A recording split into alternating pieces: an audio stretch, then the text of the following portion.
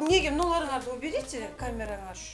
Анан комитет болсо эми балдардын эле эмесин эле проблемасын эле чечем деп ойлопмун да. Анан караса бул жерде акча чогултат экен. Эң көп чалуулардын бири ушул Сокулукта бизде дал ушул 2-чи мектеп лицейин айтып атышат да. Бул жолдуу түрдө канча сиз комитет болсоңуз канча чогултуп бердиңиз? Общий 3 жолу төлөдүм. 12 000 канчадан, 15 000 канчадан, 8 000 канчадан утур эле чогулган утуру төлөп турам. Сиз акчаны бияктан канча сом алдыңыз? Анын баардыгы мен директорго тапшырам да. Канчасы? Вот бизде мына 1-чи класстар, вот смотри. 121 580 сом. 3 эле класстан. 3 класстан чогулду. 1-чи, 2-чи класс, 2-чи Б класска чейин. 2 айда 100 000ден чогулат экен. 2 эле класстан. Калган класстарды айтпайлы коелу. Бул жактагы миллионер турбайбы анда охраналары? Каяктан охрана? Канча сомдон айда? 2 кишиге через эме агентство охраны 60 000 берилет. 60 000ден кетеби? 60 000 айына охранага төлөнөт. 30 000ден байлыктары. 21 000ден айлыктар. Сиздер мамлекеттик кызматкерсиздер, сиздер мамлекет эмессиздер. Мамлекеттик кызматкер кандай функциясында көрсөтүлгөн нерсени кылат, кандай көрсөтүлбөгөн нерсени кылбайт. Бизге охрана керек экен деп сиздер өзүнчө акча чогултканга эч кимге укук бербейсиздер. Бул атайын жыйналыштын негизинде, келишимдин негизинде түзүлгөн да. Ар бир чогултуу, акча чогултуу, бюджеттик эмес акча чогултуу бул мыйзам менен бекитилет.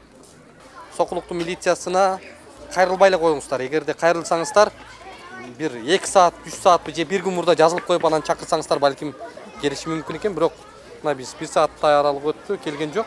Азыр Сокулуктун прокуратурасына барабыз. Эми мыйзам бузулган жагдайды биз ачык көрсөтүп берип атабыз. Ошол жерге конкреттүү бир чара көрүп бере аласызбы өзүңүз? Чара көрөбүз. Сокулуктун прокурору катары. Прокурор катары мына далилденсе, чара обязательно көрөт. Биз иштеп аткан прокурорлорду мындай ачык айтабыз. Иштеп атса, азамат иштеп атат, элдин үнүн угуп атат деп. Иштебесе бетин айтабыз. Мына прокурор иштебейт экен деп. Сунушту биз и так обязаны. Мына кылмыш составы болсо, иш козгойбуз. Андан тышкары 19 статья бар УКМК. Анын негизинде сунуш беребиз да. Четтетүү жөнүндө. Атенелер азыр жүрөктөрү дикилдеп булар. Эми балдарыбызды кодулайт, эми балдарыбызды куугунтайт. Андай болбойт. Мен чөнтөгүмдө акчам ашып атат, мен берерге жер таппай атам. Мен ушундай беришим керек. Мен ушу жардам беришим керек деген атенелер үчүн биз бул көрсөтүүнү даярдаган жокпуз. Дагы бир жолу баса белгилейбиз. Биз орто турмуштагы көп балалуу үй бүлөлөр дегеле ушул мектепке деп акча берүүгө акыбалы чамасы жетпеген ата-энелердин арманы көйгөйү тууралуу чагылдырып атабыз. Москвадагы мекендештерге жарыя, алыстагы боордоштор. Сиздер үчүн Ваш стоматолог клиникасында сонун мүмкүнчүлүк түзүлгөн. Дареги Лухмановская метросу, Светоозерская көчөсү 32. Медициналык борбордо стоматологияда бардык кызматтар көрсөтүлөт. Терапия, гинекология, урология бөлүмдөрү, анализ тапшыруу, УЗИ. Саат 9-дан 21:00-гө чейин жума бою дем алышсыз кызмат көрсөтөт. Ваш стоматолог заманбап жабдууларды орнотуп, тажрыйбалуу такшалган дарыгерлерди гана ишке алган. Улукбектин катталуучуларына атайын акция жана арзандатуулар каралган. Клиниканын стоматологиясында 20% акция. Рентген жана консультация акысыз. Ишемби күнү УЗИ акысыз. Ал эми жекшемби күнү терапевттин кабыл алуулары акысыз. Ваш стоматолог сиздин ден соолугуңуздун сакчылыгында.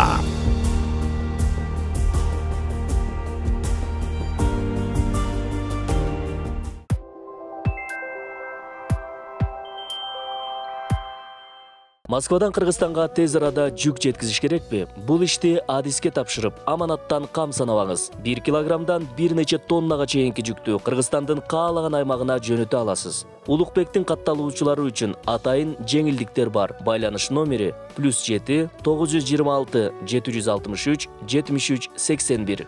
Саламатсыздар, урматтуу көрөрмандар. Биз кайрадан мектептер маселеси боюнча пул берүүнү баштаган турабыз. Азыр биз турган жерибиз Сокулук району, Чүй облусуна караштуу. Азыр Шопоков шаарындагы экологиялык экономикалык мектеп лицейине келдик.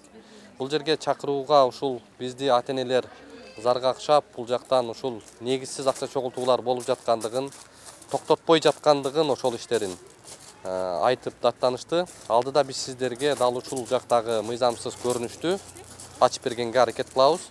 Жана бул боюнча тийиштүү мекемелер, укук коргоо органдары, ошондой эле Билим берүү министрлиги кандай чара көрөрүн дагы өздөрүнүн жооп катарында бир маалымат алганга аракет кылабыз. Саламатсызбы, сиздин аты жөнүңүз кандай? Мен аты жөнүм Маматкулова Нургүл. Ошол жерде менин кызым 2 класста окуйт. Анан мен 1-жолу эле бала окутуп атам. Мектептеги мындай жыйнаган эми шарттарын эми түшүнүп атам. Чогулуш болгон. Чогулуш болуп родителдер чогулушу да. Анан кийин мени ата-энелер комитети кылып шайлады. Сиз ата-энелер комитети мектепте, класстын. Ооба, класстын ошо комитетимин. Анан мен бул жерде мен деле мурда мугалим болуп иштегенмин. Мугалиммин өзүм делечи. Анан комитет болсо эми балдардын эле эмесин эле проблемасын эле чечем деп ойлопмун да. Анан караса бул жерде акча чогултат экенмин. Канча чогултуп бердиңиз? Былтыры чогулткан акчабыз бир баладан 2 балага чейин окуткандарга 1800. Анан 3 баланан өйдөсүгө 1600 дөн чогулткан. Быйыл канча бердиңиз? Быйылга ошол былтыргы чогултканыбыз жок. Анан охранага деп, туалет ошолорго деп, ошой бир жылыга 800дөн чогултуп атабыз. Азыр канча чогулду? Чогулган акча утур эле чогулганын мен бул жерде бухгалтерия бар, ошого эле төлөйм. Мектептин бухгалтериясынабы? Ооба. Ар төлөгөндө 10 миңден эми жыйылганга карап да, жылдын аягына чейин. Болжолдуу турда канча сиз комитет болсоңуз канча чогултуп бердиңиз? Эми толук чогулта алган эмесмин да, бир албагандар деле бар да.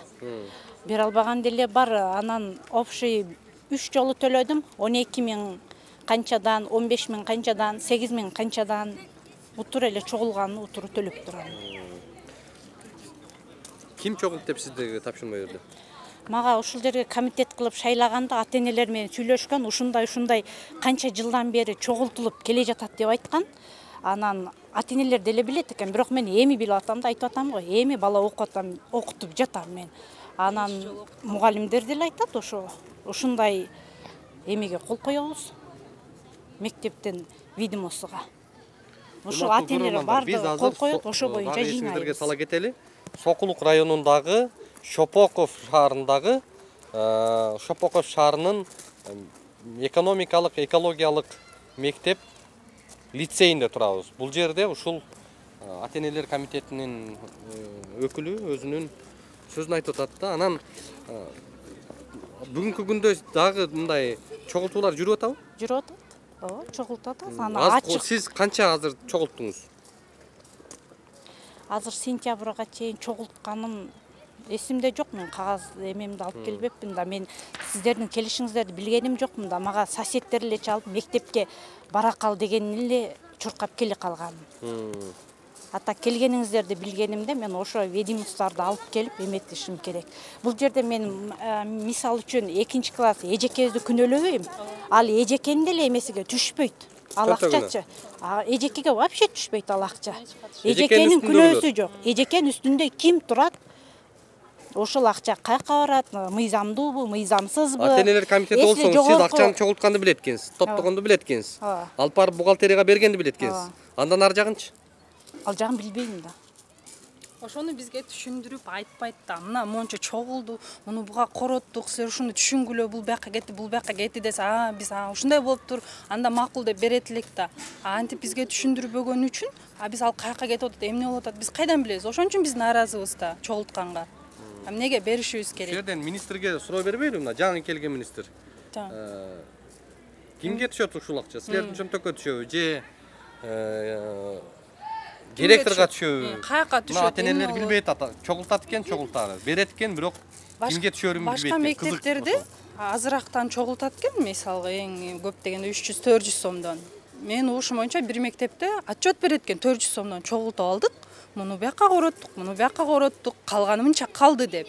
Биздин мектепте андай отчет деген жок. Дагы урматтуу ата-энелер, урматтуу кыргызстандыктар, сиздер коркпоңуздар, сиздер жалтанбаңыздар, сиздер корксоңуздар, жалтансаңыздар, өмүр бою акча төлөп жүрө бересиңер. Анткени мен баламды кодулайт, окутпай коет, коркутат, анан бөлөт, сөйлөт деген нерсени унутуңуздар. Андай болбойт. Андай кыла турган болсо ага толук түрдө укуктук чара көргөнгө негиз болот. Андай кылганга мугалимдин эч кандай укугу жок.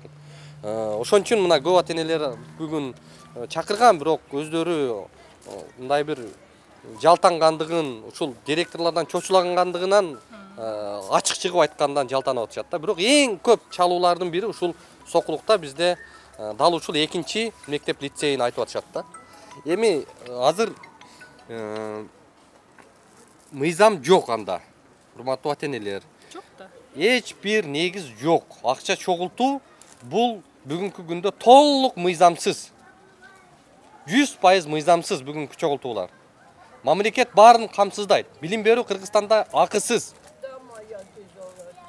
Ошондуктан ушуга эч бир мындай күмөнсүз бөгөт койсоңуздар болот. Эми биз баардык жерге барып жетишпейбиз, баардык жерди тартып жетишпейбиз, бирок ушундай тартып чыгаргандарыбыз башка акча чогултуп аткан мектептерге, директорлорго, жетекчилерге сабак болушу керек. Биз буга чейин кандай мектептерди чыгардык, ошолордун жыйынтыгын да буйруса сиздерге алдыда көрсөтүп беребиз. Кандай өзгөрдү, эмне болду, дагы деле чогултулуп атабы же тыюу салындыбы, токтотулдубу, ушунун баарысынчы. Анда жүрүңүздөр, азыр тийиштүү өкүлдөрдөн сурайлы, эмне үчүн мындай кылып атат жол жоболорун. Саламатсыздарбы? Саламатсызбы? Бул мектепте тарбиялык иштер боюнча директордун орун басары. Директордун орун басары. Аты жөнүңүз кандай? Ахматова Гүлнара Кулбердиевна. Сиз?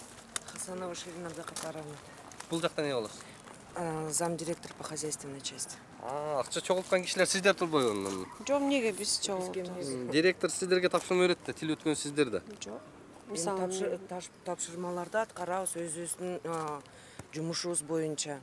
Акча чогултуулар боюнча айтыңызчы анда, сизге түздөн түз тийиштүү Бизге ушул маселе боюнча канчадан бери эле аябай көйгөй болуп келе жатат го. Мисалы мугалимдер бизге деле акча чогултуп, ата-энелердин аркасынан жүгүргүбүз келбейт. Биз балдарга билим бергибиз келет. Негизги функцияңыздар ошол, ооба, биздин мектептен балдарыбыз жакшы билим алып чыгыш керек. Анан бул ата-энелерден чогултат акча деген азыр камкордук кеңеши деген азыр жок. Жылдын башынан баштап чогулткан эмес. Охранага чогултуп атабыз. Охрана болбосо балдардын коопсуздугу көрүп атасыңар заман талабына. Анан мектеп администрациясынын атынан биз чыктык. Биздин директорубуз бүгүн семинарда. Анан биринчи күндөн келсеңиздер толук маалымат алып кетесиздер. Директордун ордуна 2 орун басар экенсиздер. Экөөңүздөрдүн хозяйственный жакты сиз карайт экенсиз. Сиз тарбиялык иштер боюнча. Эми азыр сөзүңүздү айтып кеттиңиз. Биз акча чогултабыз деп ачык камерага айтып атасыз. Каяктан чогултабыз деп. Охранага чогултабыз. Кайсы жерде көрсөтүлгөн ал? Охранада бул атайын келишим бар, негизи эле көп жылдан бери эле.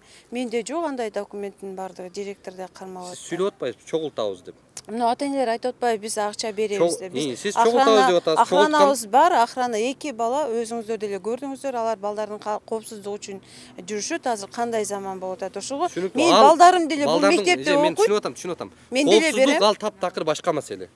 Таптакыр башка маселе. Ошо эң азыркы мына сентябрдан бери келе жаткан. Охранага канча чогултасыздар? Айына 60 сомдон жыйнайбыз. Айына 60 сомдон. Канча окуучу бар бул жерде? 600 болот да бир балага. Бир балага 600 кene. 1670. Анын ичинде жетим жесирдин балдары бар, көп балалуу семьянын балдары бар. Булар жөнүндө биз так маалымат бере албайм. Менин милдетиме кирбейт. Хозяйственный жак сиз билет турбайсызбы? Сиз жооп бересиз анда, э? Бухгалтериңиздар каякта азыр? Чакырбайсыздарбы?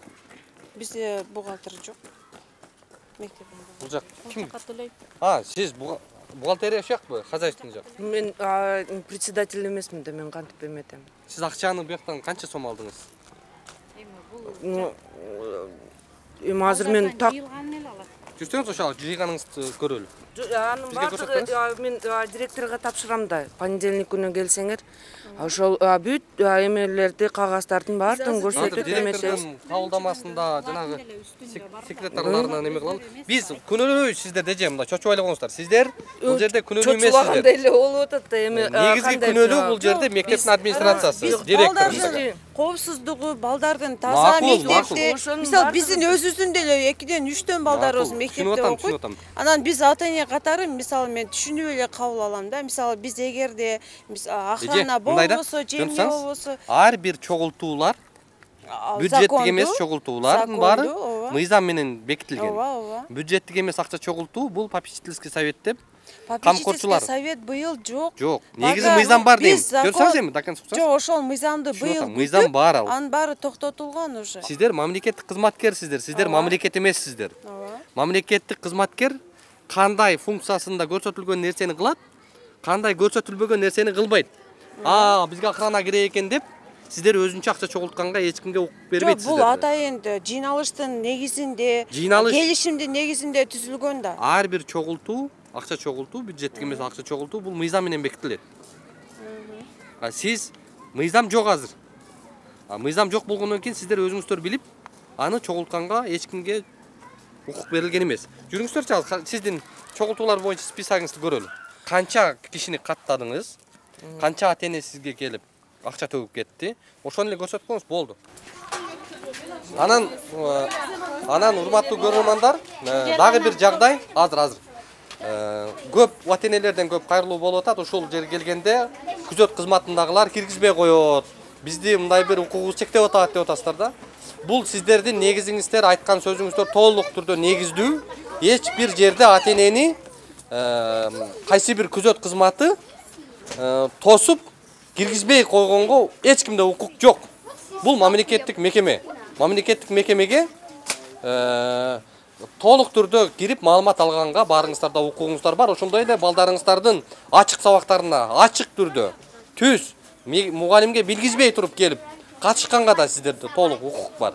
Ошол нерсени эсиңизден чыгарбаңыздар. Жүрүңүздөр.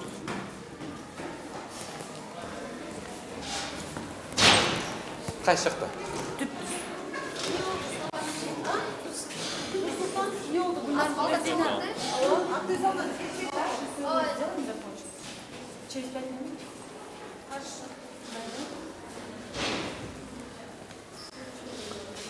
Эмеси кандай болуп атат? Тамак аш кандай? Акча чогултпайбы? Жок. Бизде андай жок. Бизде мамлекет. Кошумча меню. Жок, андай бизде жок. Канча мамлекеттен бөлөсө?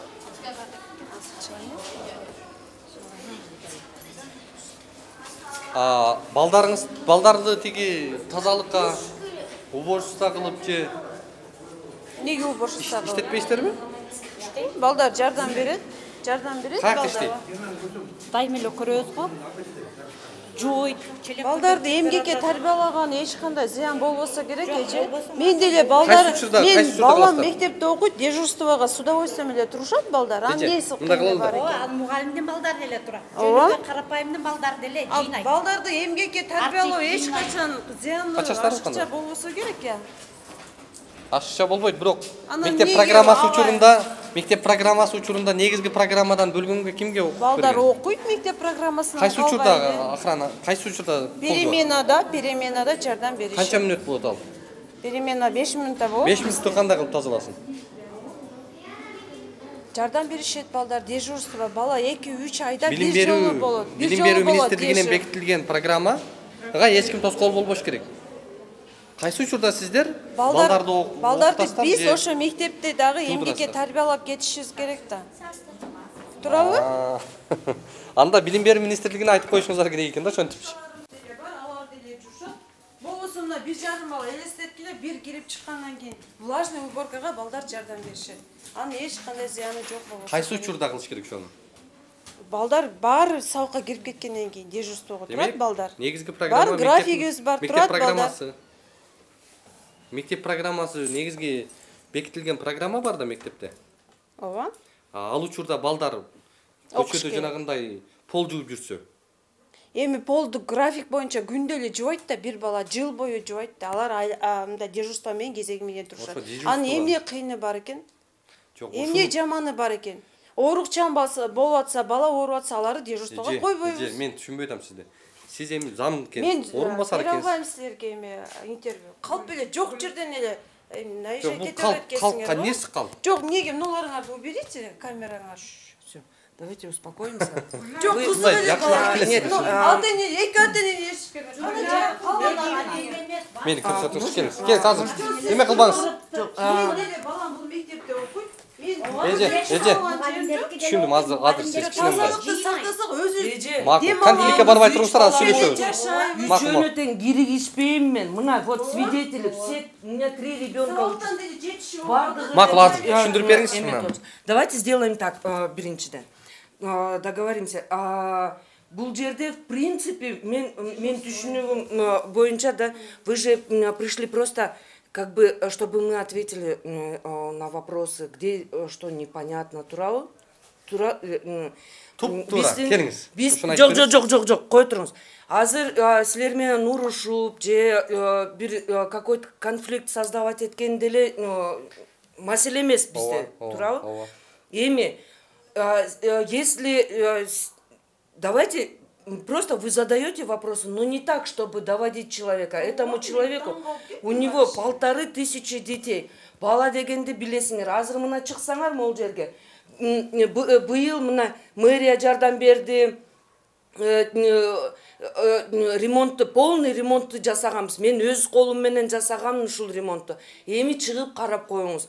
Мына даже экинчи чейрек бүтө элек балдар эмне кылып атканын.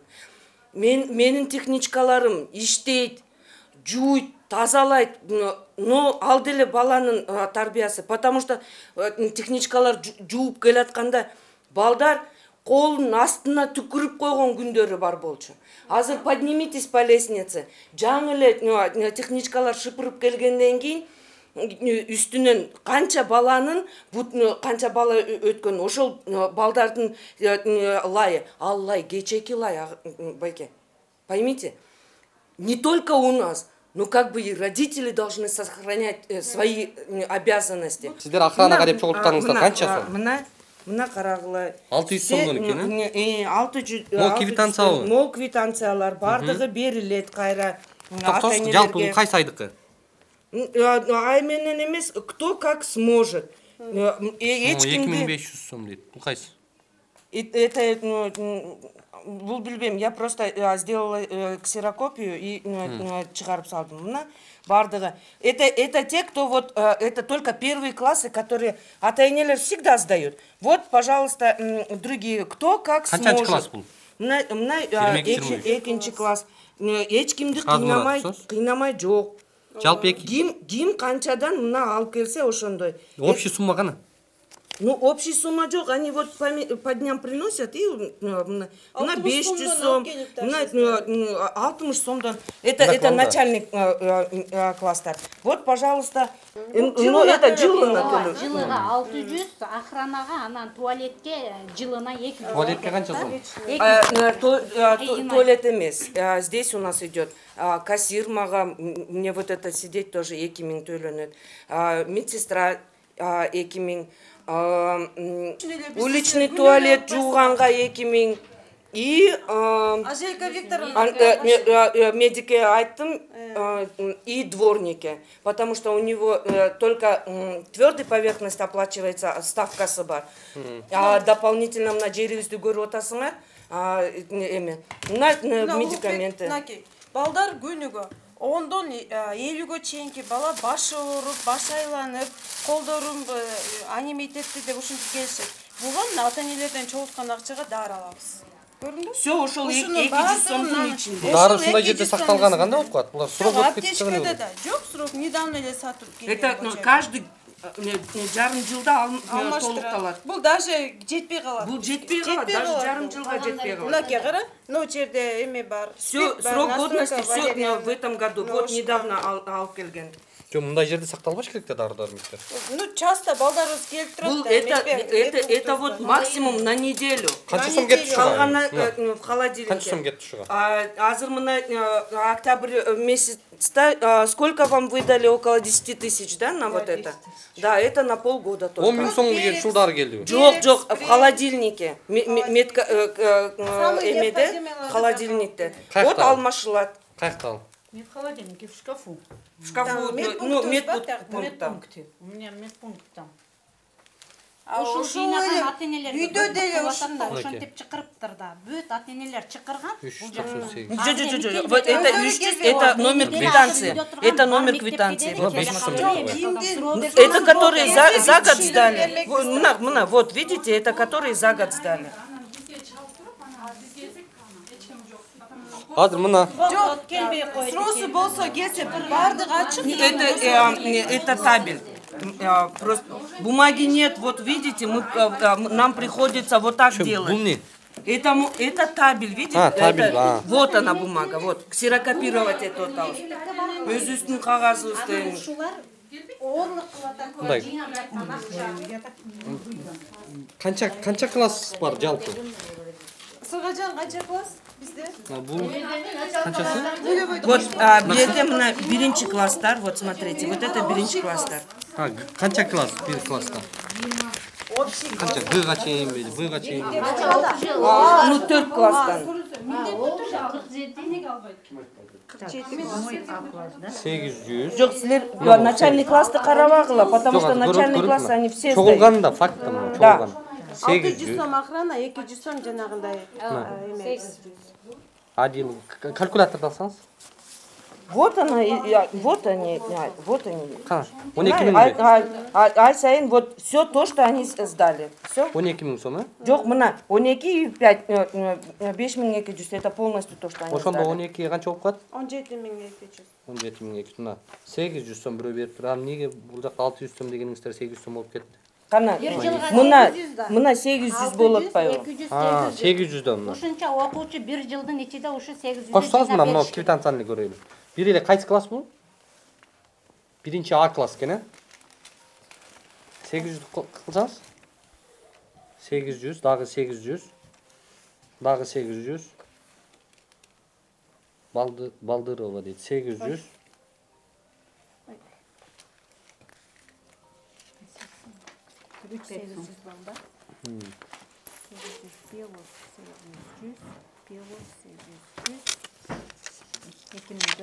Дагы 800. 200. Кайра 800. 200. Кайра 800. Кайра 800. 200. 400. Ал 200. 400, 600. 800. 1000.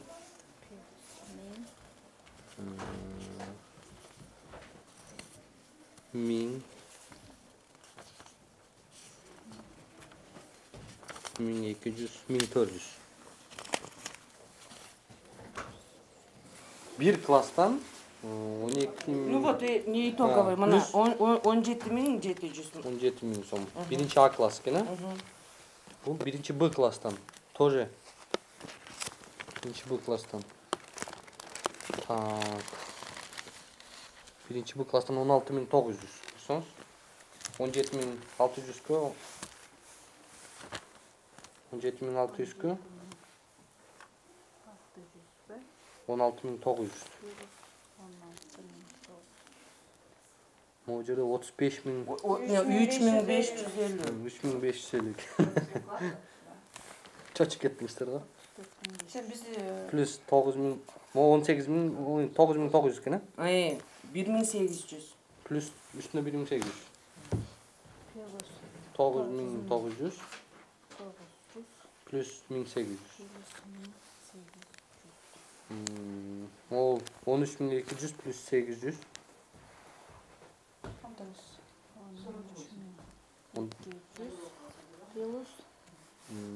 800 плюс 5200.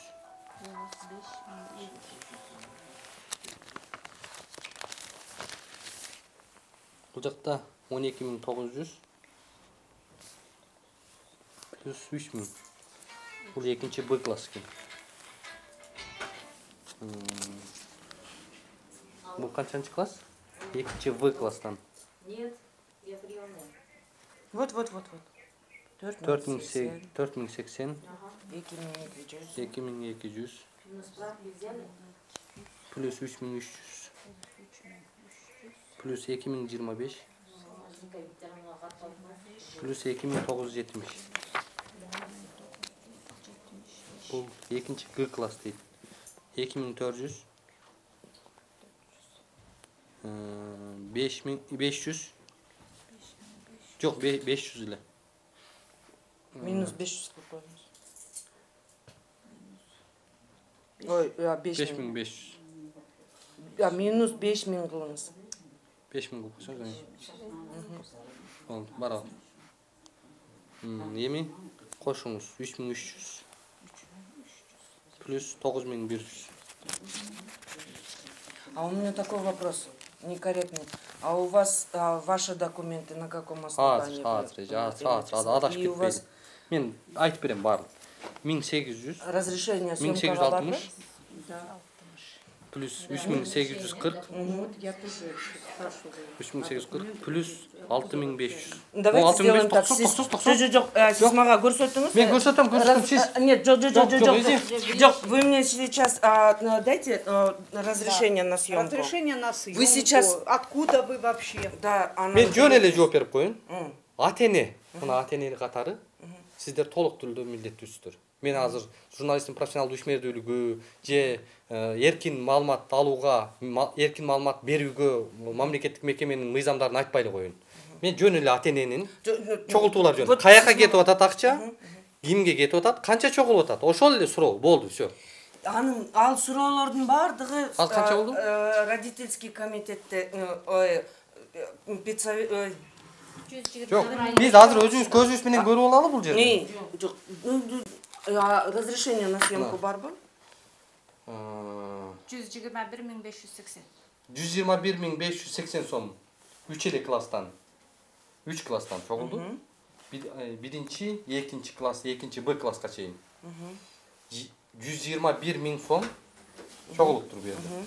Азыр бизге көрсөтөсүздөрбү, көрсөтпөйсүздөрбү калганын? Жоқ, сіздер документті чоғылсаңыз, эми мол жерден эметіңіз. Теперь смотрите, 100, сколько сказали? 121 миң. 121 миң. Это просто екі ай охрананыкі. 3 класска. Екі ай охрананыкі. Только охрана. Макул. Мен, урматтуу көрөрмандар, ким жакшы айлыкка келип иштегиси дал ушул мектепке келсеңиздер, 2 айда 100 миңден чогулат экен, 2 эле класстан. Калган класстарды айтпай коелу. Бул жактагы миллионер Турбаеванын да охраналары. Каяктан охрана? Канча сомдон айлыгы? 2 кишиге через агентство охраны 60 миң берилет.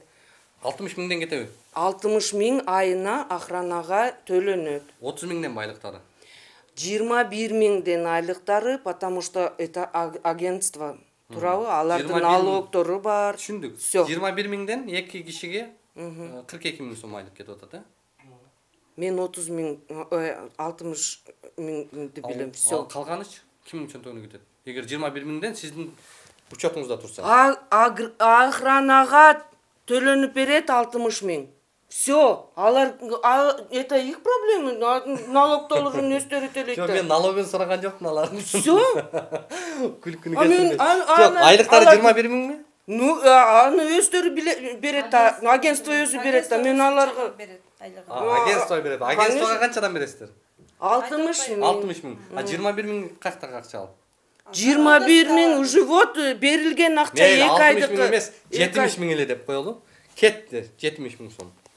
Биз 3 эле класстан азыр. 70 миң почти болуп калат, потому что у нас еще биздин 2 миңден айлыгы. Канча окуучу бар бул мектепте? Жалпы тарбиячы болсоңуз канча?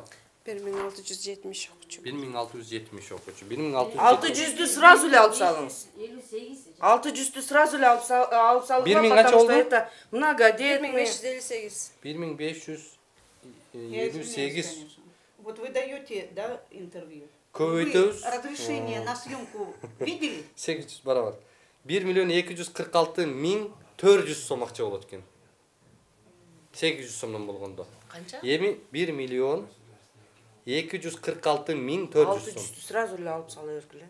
Вот 1000'ди калтыргыла, которые вот бергендер, и то толук эмес. Так что айтотам го, это все это начальный класстарды карадыңар силер. 5-класстан өйдө уже все. Телефон берсеңиз эми. Бизге көрсөтөсүзбү кандай класстарды? Жок, силер мага көрсөткүлө анан кийин. Пожалуйста, бардыгын санагыла. Кайсы жерде көрсөтүлгөн?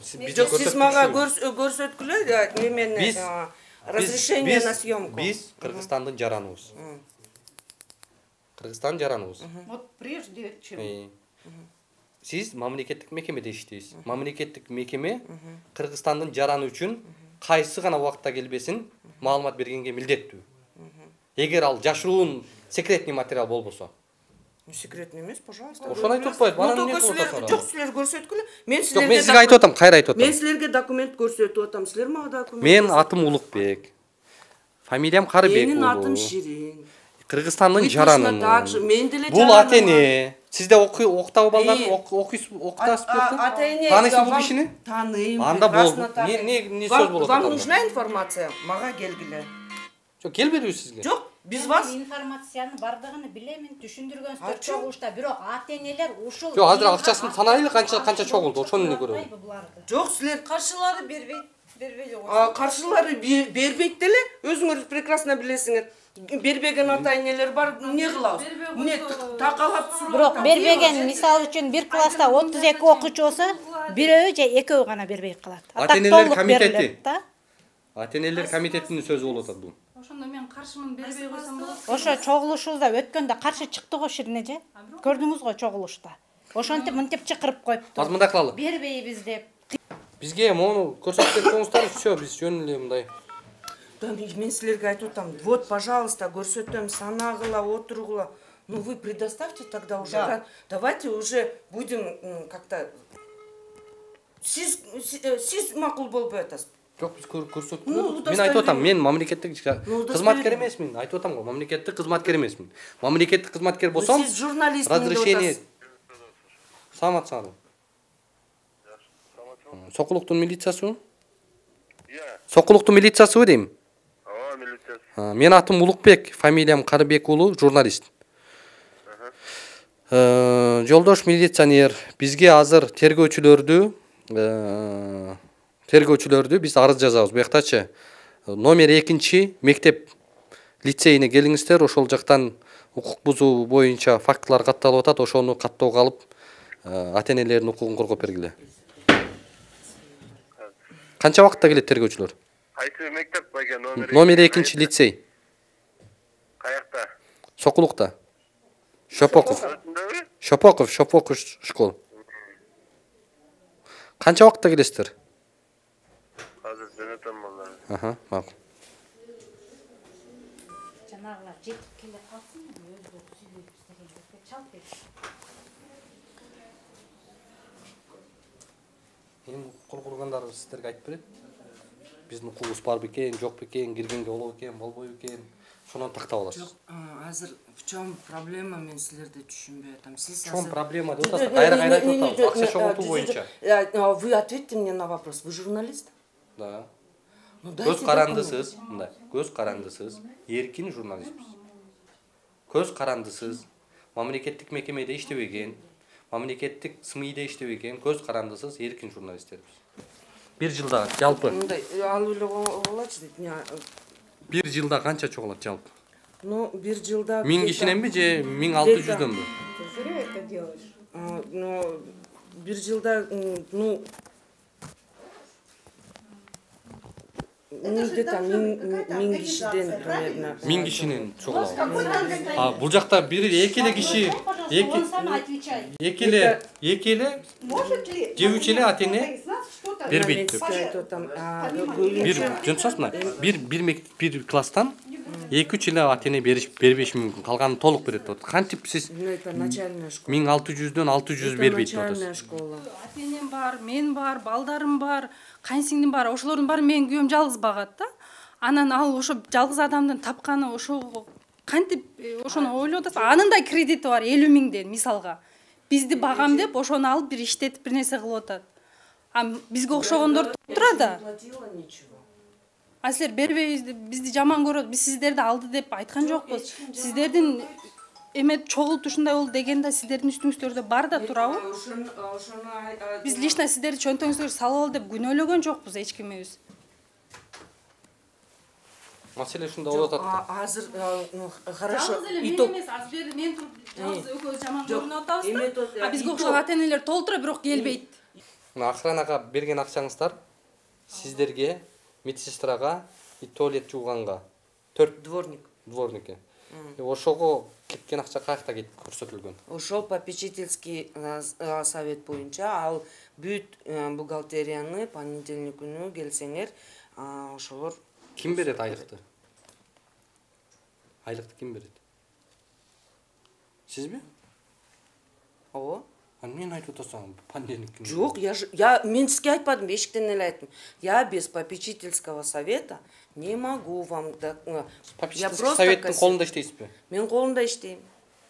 Мамлекеттик кызматта иштебейсизби?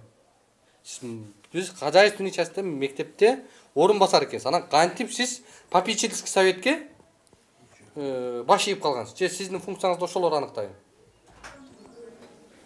Мындай сиздер мамлекеттик кызматта иштейсиздер да, сиздер мындай бир по понятиям менен сүйлөгүңүздөр да. Вы сейчас хотите просто сделать не? Ну, как бы эмени. Мамлекет бардыгын каржылап берсин, биз только сабак отуруп. Мамлекет каржылабайбы? Каржылайт, бирок ал толук жетпейт да. Кайсыларга жетпейт ал? Биз ошол эле кагаздын баарын өзүбүз сатып алабыз. Балдардын безопасности деп охранага төлөп берсин. Биз эч кимден акча жыйнабайбыз. Биз деле бербейбиз. Министр мырза. Ооба. Буну балдардын коопсуздугун мамлекет колдоого алып, ар бир мектепке 2ден охрана коюп берсин. Жанагындай эч кандай. Бизге жардам болот да, мисалы. Чет элден коноктор келатат же башка келатат же чиновниктер бияка баратат экен десе жолго катар милицияларды коюп койбой, ушундай жерлерге койбойбу? Туура. Ата-эне менен мугалимдердичи. Ата-эне менен мугалимдер. Ошолордун бирөөсүн бирден койбойбу ушул жерлерге? Бул деле ушунун айынан мына укук коргоо органдары, милицияларды мисалы үчүн банктарга коюп коюшту. Дагы кайсы бир чиновниктердин немелерине коюп коюшту, офистерине, башкаларына. А эмнеге ушундай мектептерге койбойсуңар? Урматтуу министр мырза, эмнеге ушуну талап кылбайсыңар? Эмнеге ушуну сунуштабайсыңар? Милиция бүгүн кайтарбайбы мектептерди? Милиция жоктугунун айынан монтип охранага деп акча чогултат экен, дагы башкага деп акча чогултуп, элдин чөнтөгүнө негизи жок, мыйзамсыз кол салып атат. Монтип 3 класстан 60 000, 121 000 сомдон чогултуп, ата-энелерди мындай жонуна илип атат. Бул кандай көрүнүш эми? Кече эле мисалы үчүн көтөргөнбүз, министрлер чыгып, ой чогултулбаш керек, баары мыйзамсыз, ой чогултпагыла деп айтып атат, бирок реалдуулукта бул сөз жок. Баягы эле көрүнүш, чогултуулар болуп атат, канча ата-эне кайгырып атат, ыйлап атат мына.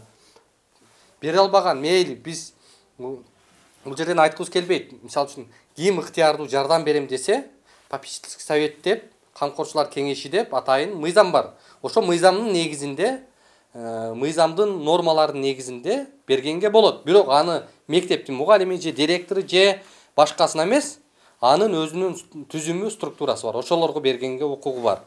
Ошол эле учурда бере албаган ата-энелер эмне кылсын? Биз ошолордун маселесин көтөрүп атабыз. Биз чөнтөгү жука, орто турмушта жашаган, 5-6 баласы бар үй бүлөлөрдүн жагдайын түшүндүргүбүз келип атат. Что вы еще от нас хотите? Мы биз болгонубузду силерге айтып эметип атабыз. Ата-энелерге жанагынтип очойтуп акча жыйнабаш керек, ошол эле керек. Очойтуп болуп калдыбы? Силер өзүңөр деле көрүп атасыңар го, каяка эмнеге кетип атканын. Кана көрсөтүп бере албай койдуңуз го ошону. Каяка эмнеге кетип атканын айтып берип албайт атпайсызбы? 60 000 сомдон беребиз деп атасыз. Булар болсо 20 000 сом алабыз деп атат.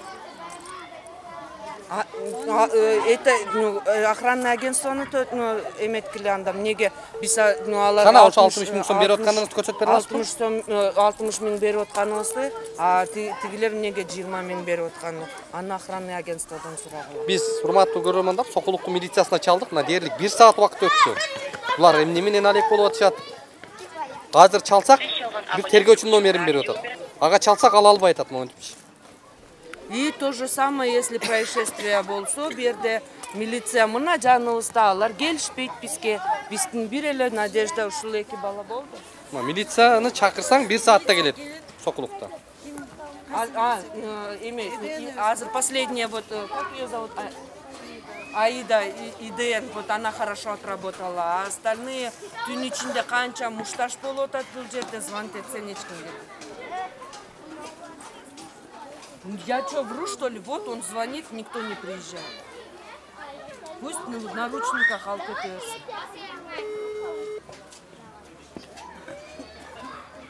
Бир охранага ошончо болуп кетип атса.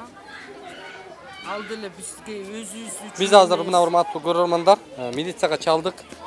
Жоопсуз калтырды чалуубузду. Сокулуктун милициясына кайрылбай эле коюңуздар. Эгерде кайрылсаңыздар, bir 2 saat, 3 saat же bir gün burada жазылып коюп анан чакырсаңыздар балким келиши мүмкүн экен, бирок мына биз 1 сааттай аралык өттү, келген жок. Азыр Сокулуктун прокуратурасына барабыз.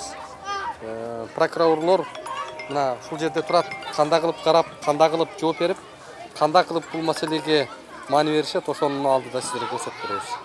Урматтуу көрөрмандар, биз жогорудагы жагдай боюнча райондук билим берүү борборуна бардык, акимиятка бардык, тилекке каршы өз ордунан тапкан жокпуз. Азыр Сокулук районунун прокуратурасына келдик. Бул жакта ошол негизги көзөмөл органы дал ушул Сокулук районунун прокуратурасында, прокуратура кызматкерлеринде. Булар кандай жооп берет, кандай кылып бул нерсеге чекит коет, Сокулуктун прокуратурасынын алы жетеби, жетпейби, аны чогуу азыр өздөрүнөн сурап, маселени айткан келдик.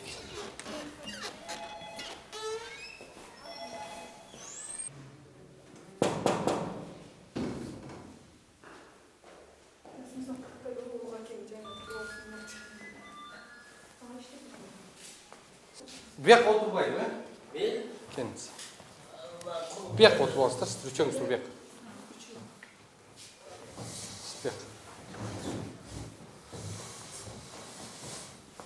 Бияк.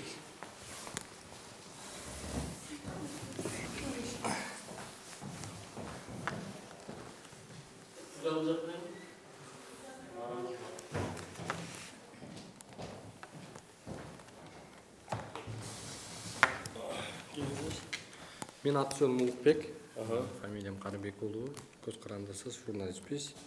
Бул жак ушул Сокулуктун ата-энелери мектептин балдарын окуткан. Кайсы мектеп? 2-нчи мектеп, 4-нчи мектеп. Да? 120 3 элек класстын акчасы болуп атат. Квитанциясында. 800 миң сомдон чогултат экен. Шопок. Сүткө ооз күйгөн айранды үйлөө ичеттен болуп, мына биз чын айтыш керек, мындай укук органдарына мындай көп ишеним кетип, мындай келгиси деле келбей калган да.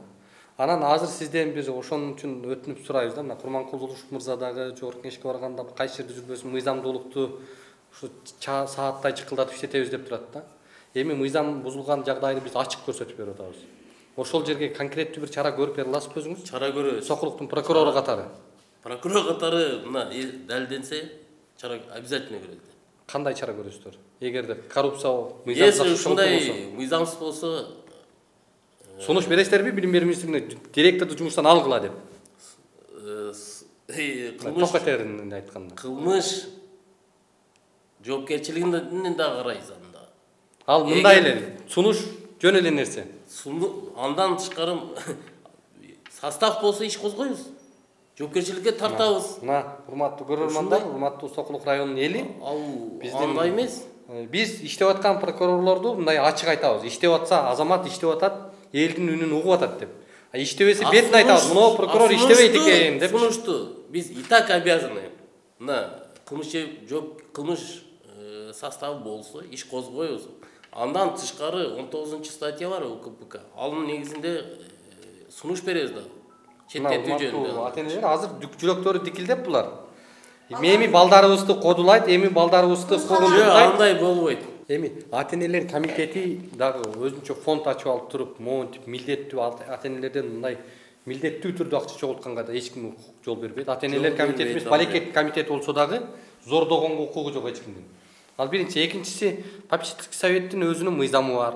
Кантип акча топтолуш керек, процедурасы кандай болуш керек, аны кантип жумшаш керек, аны ким укугу бар жумшаганга кантип. Ал жерде директордун дагы мугалимдин укугу жок. Ошон үчүн бул жерде сиздер эми надзорный орган болгондон кийин буларга деталдуу түрдө көңүл буруп карап туруп, катуу чара көрөсүздөр деген ишеничте биз көрсөтүүбүздү жыйынтыктайбыз. Азыр сизге арыз калтырсын андан. Азыр немеге жүрсөңөр, мен немеге регистрация кылдырып. Анан бир нерсе болуп турган болсо түз эле ушул жерге прокурорго келе бересиздер.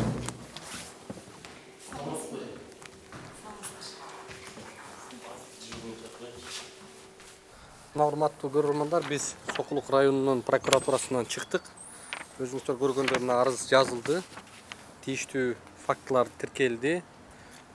Прокурорго өзүнө кайрылуу болду. Эми прокурор билегин түрүп шымаланып, мына мен муну укуктук баа берем. Мына мен муну токтотом. Мына мен муну ишимди көрөсүңөр, көргөзөм силерге.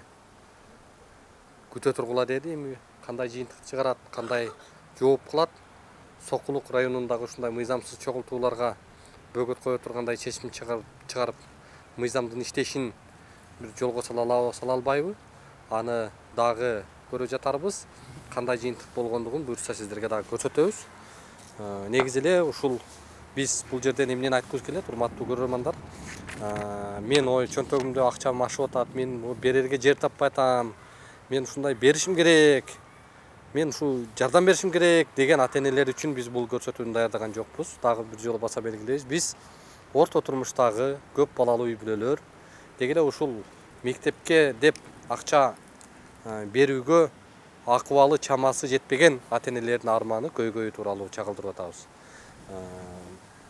Бул бир жагдай, экинчи жагдай мыйзамда эч бир жерде көрсөтүлгөн эмес. Мектепте ушундай бюджеттик эмес акча чогултууларды мектептин директорлору, мектептин кызматкерлери же ата-энелер комитети муну ата-энелерди зордоп акча талап кылууга эч кимге укук берилген эмес.